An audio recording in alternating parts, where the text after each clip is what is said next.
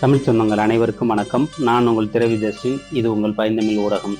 இன்னைக்கு எனக்கு என்ன ஒர்க் அவுட்னு பார்த்தீங்கன்னா பைசெப்ஸ் ஒர்க் அவுட்டு.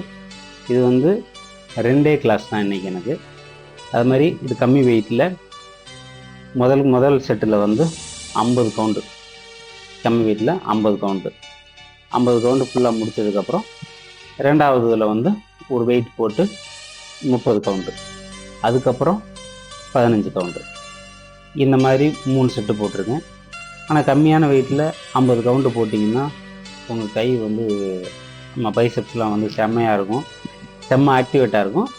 அதை பார்க்கும்போது உங்களுக்கு இன்னும் ஒர்க் அவுட் பண்ணணும் அப்படிங்கிற அந்த ஒரு ஆர்வத்தை தோண்டும். பண்ணி பாருங்கள். இந்த மாதிரி கம்மி வெயிட்டில் கவுண்ட்ஸ் அதிகமாக போட்டு பாருங்கள். ஃபுல் ஸ்ட்ரெச் பண்ணுங்கள். ஃபுல்லாக இறக்கி பண்ணுங்கள்.